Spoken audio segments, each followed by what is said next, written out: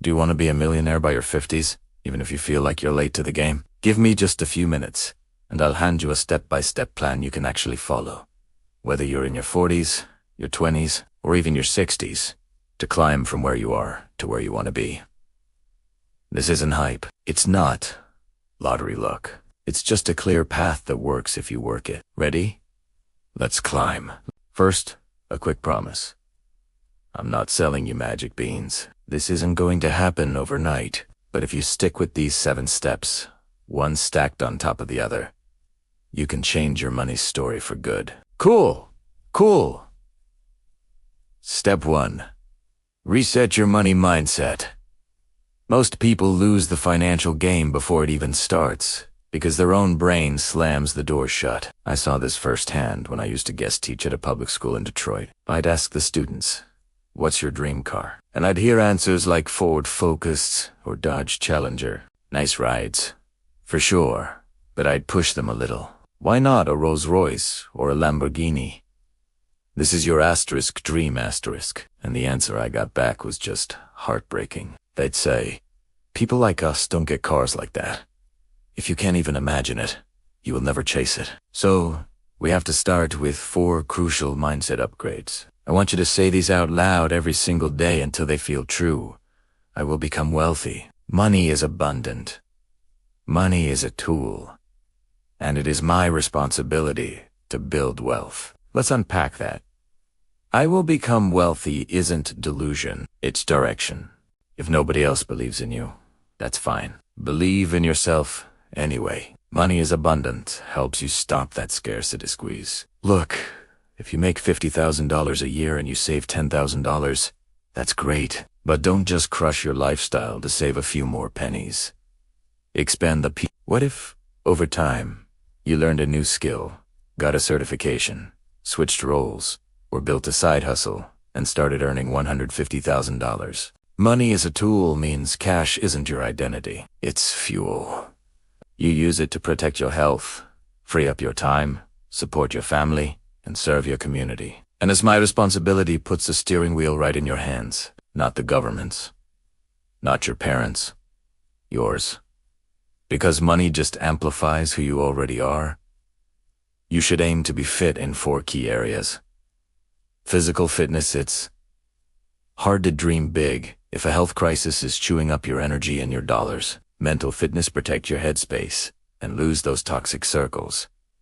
Spiritual or purpose fitness, know your why, or wealth will feel completely empty. And finally, financial fitness, the amplifier. Dollars alone won't make you happy, but they can definitely help you help others and breathe a whole lot easier. Step 2.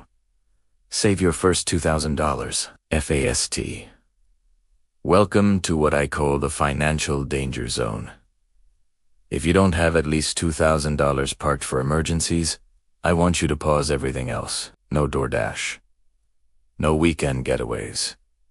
No new gadgets. Your kid gets sick. Your tire blows out on the highway. The water heater dies. You need cash, not a credit card trap. Step 3. Kill interest debt. Still in the danger zone. High APR balances from things like credit cards and payday loans are wealth vampires. Let's do some blunt math. Say you've got $8,000 in credit card debt at around 25% APR. That's like investing ...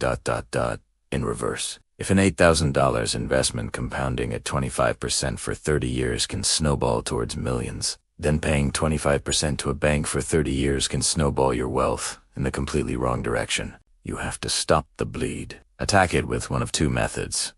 The debt avalanche, where you pay extra toward the highest interest rate first, which saves you the most money, or the debt snowball, where you pay off the smallest balance first, which gives you momentum from quick wins. Just pick one, automate the minimum payments on all your debts, and pour every single spare dollar at your target. Keep squeezing until the last dollar of that high-interest debt is gone. Step 4. Build your automatic money system. Wealthy people assign every single dollar a job before it even hits their account. Most people do the exact opposite. They get paid, they spend, and then they wonder why there's nothing left to invest. Flip it. Try the 75 minus 15 minus 10 plan. For every dollar you earn, 75 cents is the absolute maximum you can spend. 15 cents is the minimum you invest, and 10 cents is the minimum you save. You can adjust these dials as your income grows, but you have to keep the rails. Make it idiot-proof with 3 separate bank accounts: a spend account for your bills and life, an invest account for your brokerage IRA or 401k, and a save account for your emergency fund. Then, set up automatic transfers on payday. If your bank charges you fees to do this, get a better bank.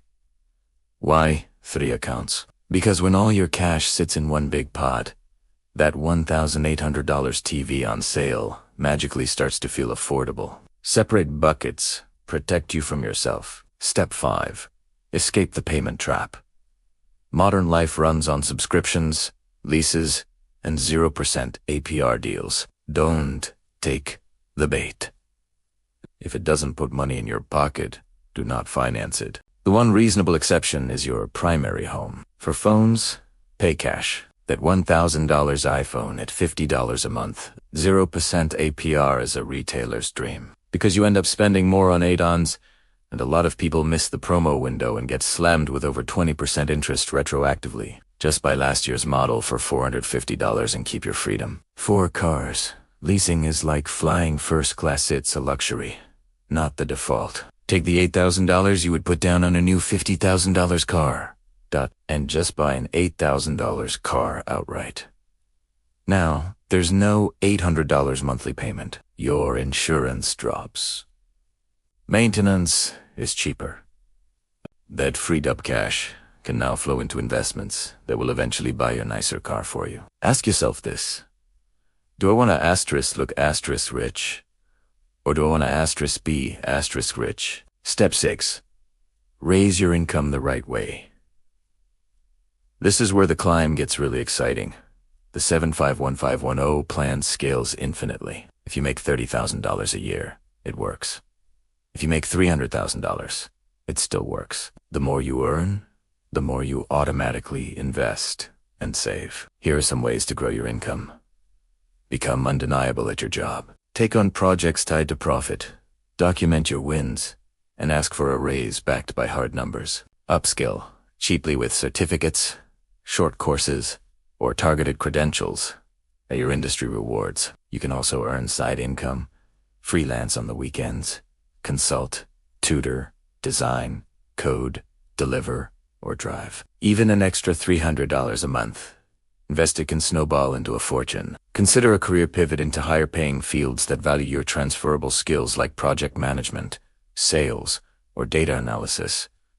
Or you could build a business. But let's be real, creating a business takes nights, weekends, and a ton of grit. The laptop on the beach crowd conveniently leaves out the 12-hour days and all the failed launches.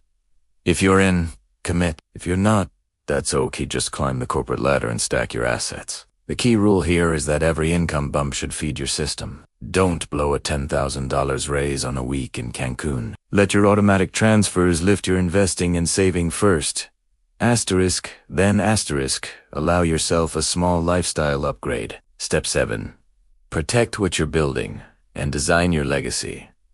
When you start winning financially, you become a target for randomness, for lawsuits, for life itself. You have to protect the castle. Get the right insurance: health, disability, auto, homeowners, or renters, and umbrella liability.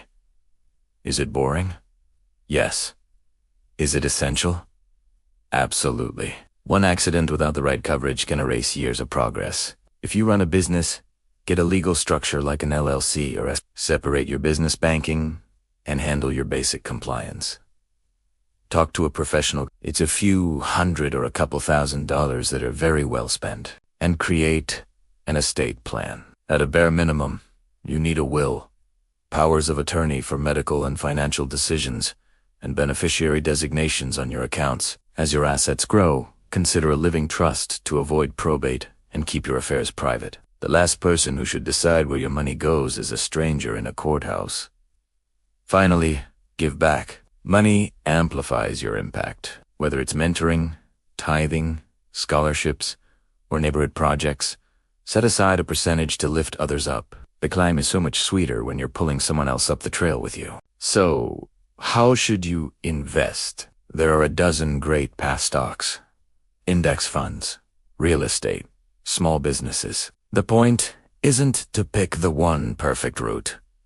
It's to be consistent. A common, simple approach is to get broad U.S. index fund exposure for growth. Add a dash of dividend stocks, or REITs for income, and always use tax-advantaged accounts like a 401k or IRA first, then move to a taxable brokerage. Just automate your contributions, ignore the daily noise, and let time do the heavy lifting for you. Now, for the real timeline, the part of the internet won't tell you because it's hard to sell. Year 1, tons of effort, almost no visible results. Year 2, same grind, still quiet. Year 3, you might see tiny green shoots, but doubt starts to creep in. Year 4, small wins finally show up.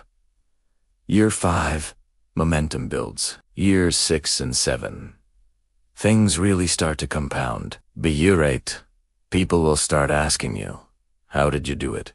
And by years 9 and 10, the curve bends sharply upward. Opportunities start calling you. This isn't a 6-month fix or a 2-year sprint. It's a 10-year climb. But if you stay on the trail, you'll look back and barely recognize your old financial life. Let's do a quick recap. First, fix your mindset. Believe, think abundant, use money as a tool, and own the responsibility. Second, save $2,000 now as an emergency buffer.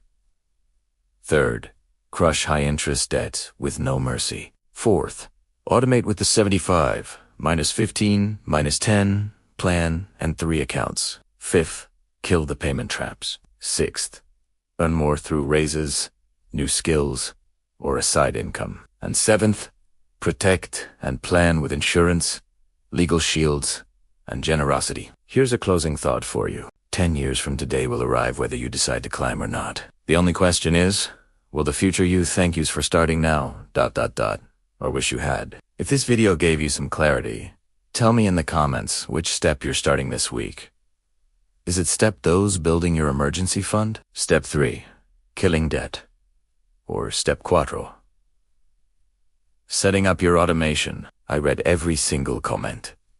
If this helped you out, tap that like button, share it with someone who needs a plan, and be sure to subscribe for more practical, no-fluff money guidance. Your climb starts today. Let's go!